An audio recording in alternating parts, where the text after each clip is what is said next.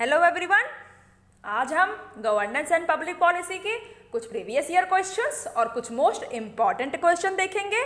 ये क्वेश्चंस दोनों ही मीडियम में हैं, हिंदी और इंग्लिश दोनों में।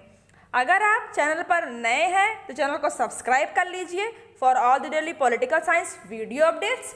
और अगर आपको चैनल के टेलीग्राम ग्रुप जुड़ना है तो लिंक डिस्क्रिप्शन में दी हुई है, वहां जाकर आप चैनल से जुड़ सकते हैं। सारे क्वेश्चंस लास्ट तक आप जरूर अटेम्प्ट करिएगा और कमेंट में मेंशन करिए कि आपने कितने क्वेश्चंस के आंसर बिल्कुल सही किए हैं। ये मेरे बारे में कुछ इन्फॉर्मेशन है। हम चलते हैं क्वेश्चंस की तरफ। देखिए, फर्स्ट क्वेश्चन है, which committee on panchayat raj in India takes of 3 phases, the phase of ascendancy, the phases of stagnation and the phase of decline.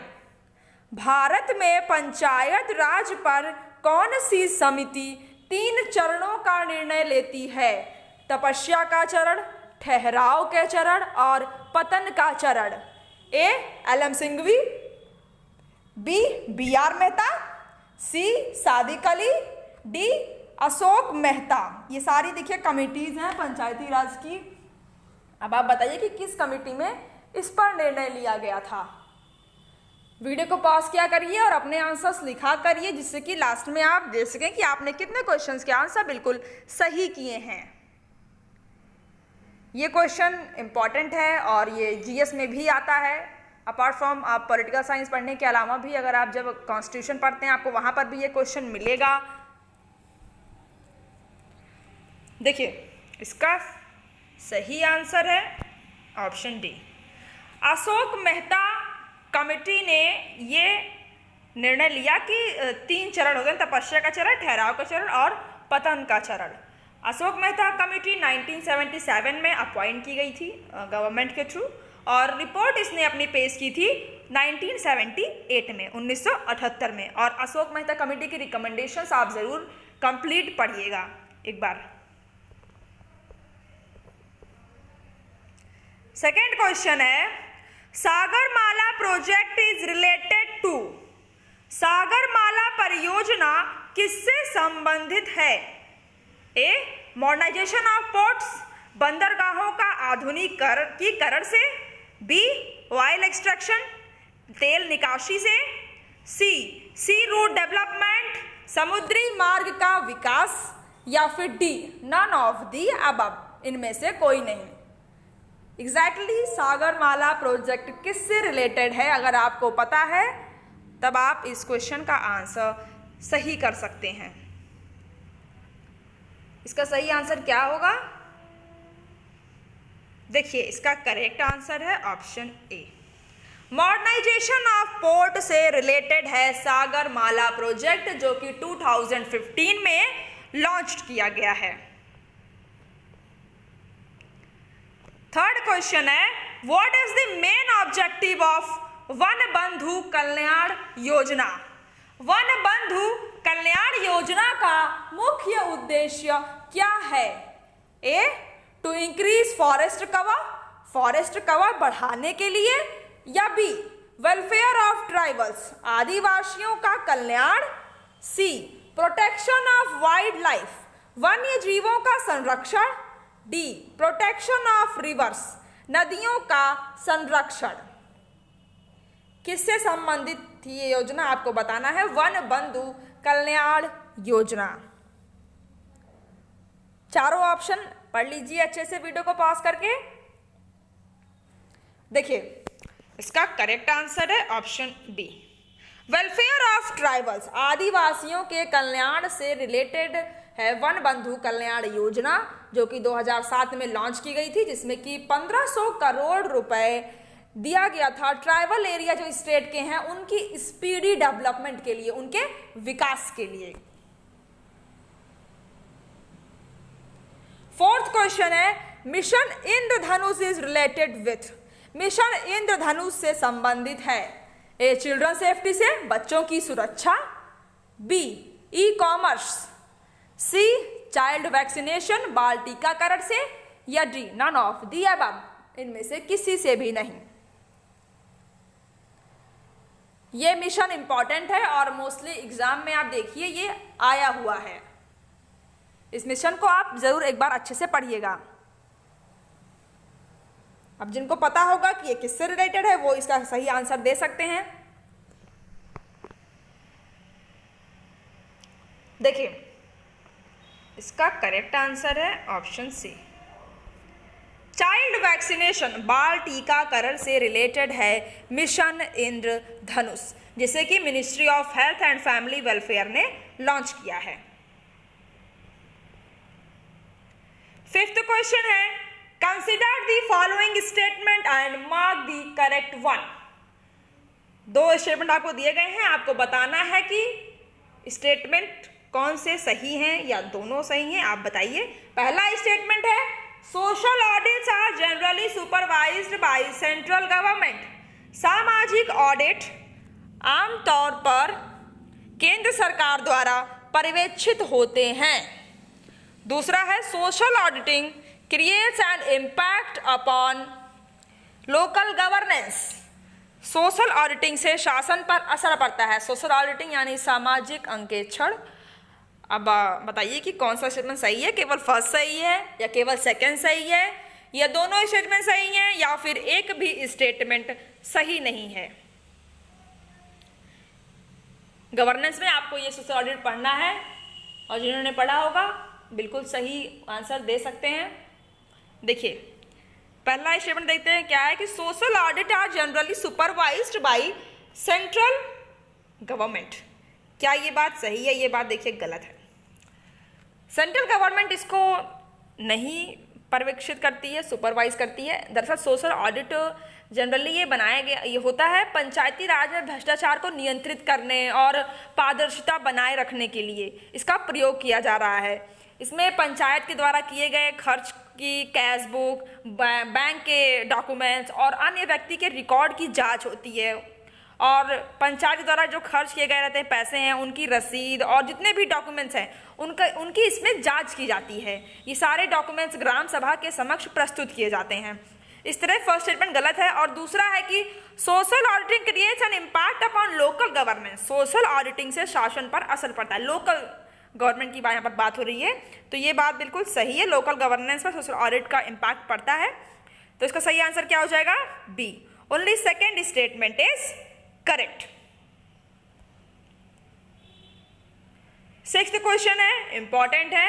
Arrange the following 4 reports of second administrative reforms commission in their sequential order. उनके क्रमबद्ध क्रम में दूसरे प्रशासनिक सुधार आयोग की निम्नलिखित 4 रिपोर्टों को व्यवस्थित करें। पहला है राइट टू इंफॉर्मेशन, सूचना का अधिकार। दूसरा अनलॉकिंग ह्यूमन कैपिटल, मानव पूंजी अनलॉकिंग। सी क्राइसिस मैनेजमेंट, संकट प्रबंधन। और चौथा है एथिक्स इन गवर्नेंस, शासन में नैतिकता। सेकेंड एडमिनिस्ट्रेटिव रिफॉर्म कमीशन की रिकमेंडेशंस थी, रिपोर्ट्स थी, उसने पेश की थी। आपको इनको अरेंज करके लगाना है कि पहले कौन सी रिपोर्ट आई, उसके बाद कौन सी रिपोर्ट आई। ये क्वेश्चन प्रीवियस ईयर का है। अगर ये 4 यहाँ पर पूछे गए हैं, लेकिन हो सकता है नेक्स्ट टाइम आपसे आगे की रिपोर्ट्स में लगा करके वो पूछ ले 5, 6, 7, 8 और पूछे कि इन्हें अरेंज करिए आप। ये इम्पॉर्टेंट है आपके लिए। अब इसका सही आंसर क्या होगा? अच्छे से आप चारों ऑप्शन देख लीजिए और इन्हें अरेंज करिए। A, B, C, D में से सही आंसर क्या होगा? देखिए, सबसे पहले RTI रिपोर्ट था सेकेंड एडमिनिस्ट्रेटिव रिफॉर्म कमीशन की, फिर अनलॉकिंग ह्यूमन कैपिटल था, फिर संकट प्रबंधन और शासन में नैतिकता चौथी रिपोर्ट थी। ये ऑलरेडी एक तरह से अरेंज में लगे हुए हैं, यानी इसका सही आंसर होगा फर्स्ट, सेकेंड, थर्ड, फोर्थ। जिन्होंने भी ए ऑप्शन लगाया है उनका आंसर बिल्कुल करेक्ट है। Second ARC government of India ने सेटअप किया था और 31 अगस्त 2005 में under the chairmanship of Veerappa Moily ये बनाया गया था कमीशन। 7th क्वेश्चन है, which of the following types of policy evolution lays emphasis on determining the success level in achieving its basic objective. निम्न में से किस प्रकार का नीति मूल्यांकन अपने मूल उद्देश्य को प्राप्त करने में सफलता के स्तर को निर्धारित करने पर जोर देता है? ए. प्रोग्राम इम्पैक्ट इवोल्यूशन, कार्यक्रम प्रभाव मूल्यांकन। बी. प्रोग्राम स्ट्रेटजी इवोल्यूशन, कार्यक्रम की रणनीति का मूल्यांकन। सी. प्रोजेक्ट मॉनिटरिंग, परियोजना की निगरानी। डी. कॉस्ट बेनिफिट एनालिसिस, लागत लाभ विश्लेषण। यह क्वेश्चन भी प्रीवियस ईयर का है। अब यहाँ पर आपको प्रीवियस ईयर भी क्वेश्चन मिल रहे हैं और एक्सपेक्टेड भी मिल रहे हैं, इसलिए आप सारे क्वेश्चंस की सीरीज जरूर लगाइए। 1 से स्टार्ट किया करिए और लास्ट तक जितनी क्वेश्चन सीरीज हो चुकी है पर्टिकुलर यूनिट की, आप उन्हें जरूर सॉल्व करिए। अब इसका सही आंसर क्या होगा? देखिए, इसका करेक्ट आंसर है option A, program impact evolution, कार्यक्रम प्रभाव मूल्यांकन। 8th क्वेश्चन है, which of the following are the benefits of e governance? आपको बताना है कि ई गवर्नेंस के क्या फायदे हैं। First, it makes government more accountable, यह सरकार को अधिक जवाबदेह बनाता है। Second, it minimises peoples participation in government affairs, यह सरकारी मामलों में लोगों की भागीदारी को कम करता है। Third, it encourages bureaucratic tendencies, यह नौकरशाही की प्रवृत्ति को प्रोत्साहित करता है। Fourth, it lowers transaction cost, यह लेन देन की लागत को कम करता है। Fifth, it helps in building trust between government and citizen, यह सरकार और नागरिक के बीच विश्वास बनाने में मदद करता है। ई गवर्नेंस की बेनिफिट आपको बतानी है, आप देख लीजिए अच्छे से और इसका सही आंसर करिए कि सही आंसर इसका क्या होगा। फर्स्ट, सेकेंड, थर्ड, फोर्थ पांचों सही है, या फर्स्ट, सेकेंड, थर्ड, फोर्थ सही है, या फर्स्ट, सेकेंड, फोर्थ और पांचवा सही है, या फिर केवल फर्स्ट, फोर्थ और फिफ्थ स्टेटमेंट सही है। ई गवर्नेंस देखिए, फिफ्थ देखते हैं स्टेटमेंट। ये कह रहा है कि यह सरकार और नागरिक के बीच विश्वास बनाने में मदद करता है। ये बात बिल्कुल सही है, ई गवर्नेंस से ये फायदा बिल्कुल होता है।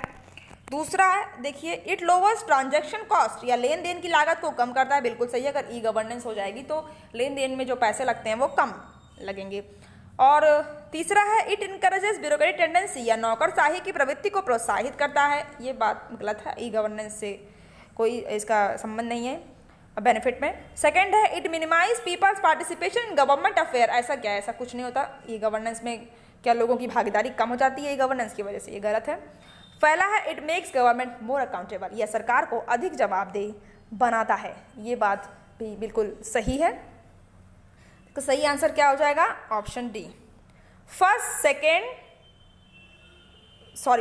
Fourth and fifth statements are correct. पहला सही है और चौथा स्टेटमेंट सही है और पांचवा सही है। सेकेंड और थर्ड स्टेटमेंट गलत हैं। 9th क्वेश्चन है, which of the following statements about national health policy 2017 are correct? आपको बताना है कि राष्ट्रीय स्वास्थ्य नीति 2017 के बारे में कौन सा कथन सही है। पहला, it aims to ensure availability of 2 beds per 1000 population, इसका उद्देश्य प्रति 1000 जनसंख्या पर 2 बिस्तरों की उपलब्धता सुनिश्चित करना है। दूसरा है, it purposes free drugs, free diagnostic and free emergency health care services in all public hospital, यह सभी सार्वजनिक अस्पताल में मुफ्त दवाओं, मुफ्त डायग्नोस्टिक और मुफ्त आपातकालीन स्वास्थ्य देखभाल सेवाओं का प्रस्ताव करता है। थर्ड है, reduction of total fertility rate to 2.1 at national and sub national level by 2025। 2025 तक राष्ट्रीय और उपराष्ट्रीय स्तर पर कुल प्रजनन दर 2.1 को दर से कम करना है। चौथा है, reduce the mortality rate of children less than 5 years of age to 23 per 1000 by 2020। 5 वर्ष से कम आयु के बच्चों की मृत्यु दर को घटाकर 23 प्रति 1000 2020 तक करना है। इसका सही आंसर क्या होगा? पब्लिक पॉलिसी आपको पढ़नी है, जितनी भी इंपॉर्टेंट पॉलिसीज पहले आई हैं या फिर करंट में जो पॉलिसीज आ रही हैं या कोई अमेंडमेंट हो रहा है किसी पॉलिसी में, खासकर आप उस पर जोर दीजिए। अगर कोई अमेंडमेंट हो रहा है, जैसे कि कंज्यूमर प्रोटेक्शन एक्ट में अमेंडमेंट हुआ था, तो वो एग्जाम में 2019 में आया था, तो इसलिए रिसेंटली जो पॉलिसीज़ में अमेंडमेंट हो उनको ज़रूर पढ़िए, प्रीवियस भी पढ़िए, प्रीवियस क्या था और अमेंडमेंट के बाद क्या चेंजेस आए हैं उनको भी पढ़िए। अभी 2017 का ही है। बताइए जिसने पढ़ा होगा नेशनल हेल्थ पॉलिसी 2017, उनका आंसर ये सही होगा।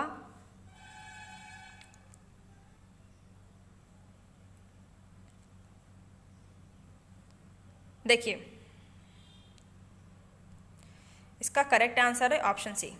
First, second, third statements are correct about national health policy 2017, लेकिन ये स्टेटमेंट गलत है। चौथा, ये 2020 तक नहीं करना है, ये 2025 तक करना है।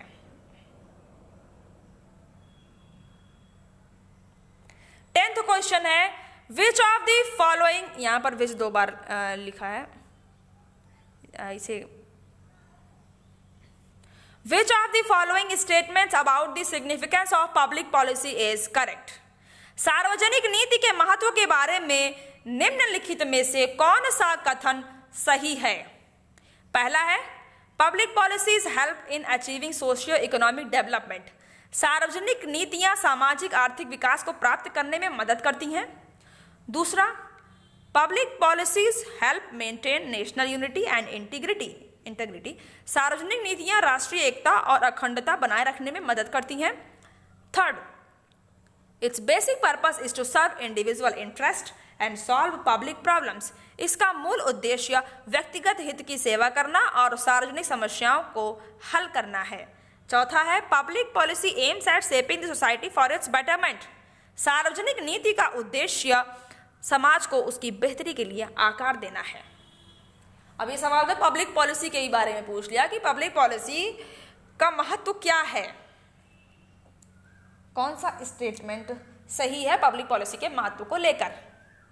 वीडियो को पॉज करके आप अच्छे से इसको पढ़ लीजिए। अगर इंग्लिश में आप इंग्लिश में स्टेटमेंट को पढ़िए और हिंदी में है तो हिंदी में पढ़िए, और अगर कोई प्रॉब्लम आए तो आप दूसरी लैंग्वेज प्रेफर कर सकते हैं। आपको अगर समझ में आती है तो आप, अगर आपका इंग्लिश है तो आप हिंदी में भी क्वेश्चन देख सकते हैं, और अगर आपका हिंदी है तो आप इंग्लिश में भी देख लीजिए। बस आपको आंसर करेक्ट करना है, भाषा कोई भी हो। अगर आपको समझ में आती है आप दूसरी भाषा भी देख सकते हैं। देखिए, पब्लिक पॉलिसी के लिए सबसे पहले पहला स्टेटमेंट है कि it helps in achieving socio economic development. ये बात सही है, सामाजिक आर्थिक विकास को प्राप्त करने के लिए सार्वजनिक नीतियाँ हैं। और दूसरा है कि it help maintain national unity and integrity, ये भी सही है। तीसरा है, its basic purpose is to serve individual interest. इसका मूल उद्देश्य व्यक्तिगत हित की सेवा करना, ये बात गलत है। व्यक्तिगत हित नहीं, पब्लिक इंटरेस्ट, सार्वजनिक हित होना चाहिए, व्यक्तिगत हित के लिए नहीं, तो ये गलत है। और चौथा है, public policy aims at shaping the society for its betterment, ये सही है। इसका सही आंसर होगा फर्स्ट, सेकेंड और फोर्थ। ए ऑप्शन इसका बिल्कुल करेक्ट है। जिन्होंने भी ए ऑप्शन लगाया है उनका आंसर करेक्ट है। देखिए 11th क्वेश्चन है, central bureau of investigation is under which ministry? केंद्रीय जांच ब्यूरो किस मंत्रालय के अंतर्गत है? A home ministry, B ministry of personnel, C ministry of information and communications, D ministry of defence. CBI पूछ रहा है कि ये किस मंत्रालय के अंतर्गत काम करता है, आता है? गृह मंत्रालय के, या फिर मिनिस्ट्री ऑफ पर्सनल के, या इंफॉर्मेशन कम्युनिकेशन के, सूचना मंत्रालय के, या फिर रक्षा मंत्रालय के? इसका सही आंसर क्या होगा? देखिए इसका करेक्ट आंसर है option B, ministry of personnel and pension and public grievances. ये मिनिस्ट्री है और यही सीबीआई को देखती है। सीबीआई होम मिनिस्ट्री के प्रस्ताव पर बना था, गृह मंत्रालय के प्रस्ताव पर। इसका काम है भ्रष्टाचार रोकने और प्रशासन को ईमानदार बनाए रखने में ये महत्वपूर्ण भूमिका अदा करता है। 12th क्वेश्चन है, who believes that I have a believe that the government should be completely outside and not inside? किसका मानना है कि मेरा एक विश्वास है कि सरकार को पूरी तरह बाहर अर्थात खुला होना चाहिए, ना कि अंदर अर्थात बंद? Lord Acton, Stephen Lucas, Woodrow Wilson, या ड्राइट वल्लभ?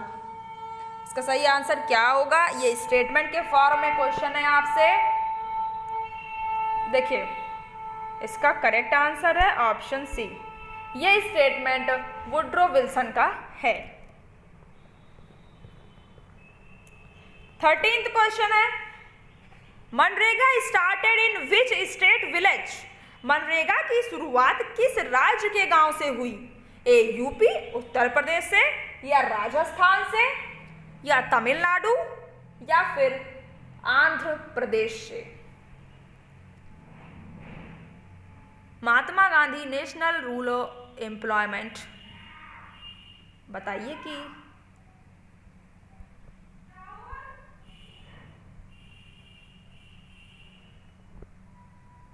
इसका सही आंसर क्या होगा?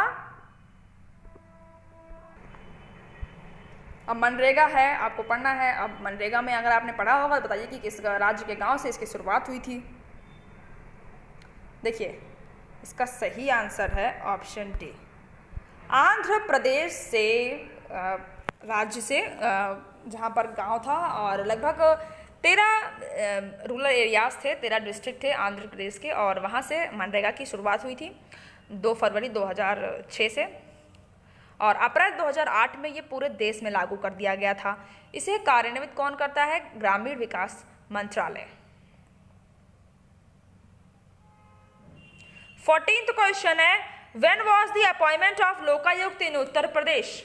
उत्तर प्रदेश में लोकायुक्त की नियुक्ति कब की गई? कब हुई? 1970, 1973, 1974, 1975, 1970, 73, 74 या 75? ये प्रीवियसली एग्जाम में आया हुआ है, स्टेटमेंट की फॉर्म में आया हुआ था। उत्तर प्रदेश के लोकायुक्त के बारे में ही वो क्वेश्चन था। अब बताइए कि इसकी नियुक्ति कब की गई थी? देखिए, इसका सही आंसर है ऑप्शन डी, 1975, 1975 में यूपी में लोकायुक्त की नियुक्ति की गई थी। सबसे पहले कहाँ पर की गई थी लोकायुक्त की नियुक्ति? 1971 में महाराष्ट्र में।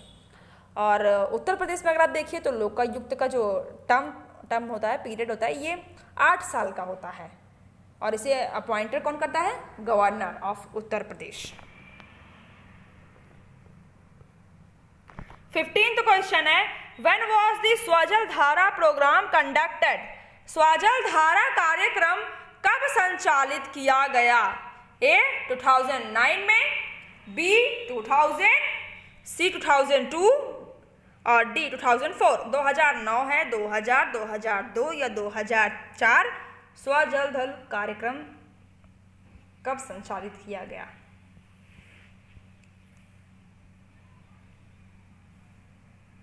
इसका सही आंसर क्या होगा? ए, बी, सी, डी में से? देखिए, इसका करेक्ट आंसर है 2002। 2002 में ये पेयजल के लिए, ड्रिंकिंग वाटर के लिए ये प्रोग्राम किया गया था। देखिए, आज क्वेश्चंस इतने ही थे। अगर आपको क्वेश्चन सीरीज अच्छी लग रही है तो आप लाइक करिएगा, और आपके कितने क्वेश्चंस के आंसर सही हुए आप कमेंट करिए कि आपके टोटल कितने क्वेश्चंस के आंसर बिल्कुल सही हुए हैं। और अगर आपको कहीं पर कोई डाउट है तो आप उसे भी कमेंट में जरूर मेंशन करिए कि आपको कहाँ पर क्या डाउट है। और इसके पहले अगर आपने political theory, public administration, international relations, Indian constitution, Indian political thought, western political thought के प्रीवियस वीडियोस नहीं देखे हैं, चैनल के प्लेलिस्ट में जाकर के आप देखिए। सारे यूनिट से, इनफैक्ट मोस्टली यूनिट से क्वेश्चंस कराए जा चुके हैं। आप सारे क्वेश्चंस जाकर जरूर अटेम्प्ट करिए। सारे क्वेश्चन आपके एग्जाम के लिए प्रीवियस ईयर भी हैं और एक्सपेक्टेड भी हैं, इसलिए आप सारे सवालों को ज़रूर लगाइए। अपना कमेंट मेंशन करिए कि आपके कितने क्वेश्चन सही थे, कमेंट में आप मेंशन करिए। और वीडियो को पॉज करते हुए आप क्वेश्चंस को लगाया करिए। जैसे कोई क्वेश्चन आया आप वीडियो पॉज करिए और अपने आंसर लिखिए, जिससे कि लास्ट में आपको पता चले कि आपने कितने क्वेश्चंस के आंसर सही किए हैं। इसलिए आप वीडियो को पॉज करके आंसर लिखा करिए। और अगर आपको नेक्स्ट टाइम एग्जाम देना है तो आप स्ट्रैटेजी आपको जाननी है तो उसके लिए भी मैंने वीडियो बनाया है, आप स्ट्रैटेजी वाला वीडियो ज़रूर देखिए, प्लेलिस्ट में वो भी अवेलेबल है। आप वो भी देखिए। बुक लिस्ट क्या फॉलो करनी है उसके लिए मैंने अलग वीडियो बनाया है कि आपको कौन कौन सी बुक पढ़नी चाहिए हर यूनिट के लिए, वो वीडियो आप देखिए। और इस वीडियो को अपने सारे फ्रेंड्स को शेयर करिए जो यूजीसी नेट पॉलिटिकल साइंस की तैयारी कर रहे हैं या फिर किसी कॉम्पिटिशन एग्जाम की तैयारी कर रहे हैं पॉलिटिकल साइंस सब्जेक्ट से एंट्रेंस एग्जाम की। और अगर आप चैनल पर नए हैं तो चैनल को सब्सक्राइब कर लीजिए for all the daily political science video updates. Subscribe के बटन के बगल बेल आइकन दिया होगा, उसे प्रेस कर दीजिए जिससे आपको लेटेस्ट वीडियो की नोटिफिकेशन ईजिली अवेलेबल हो जाएगी। Thank you.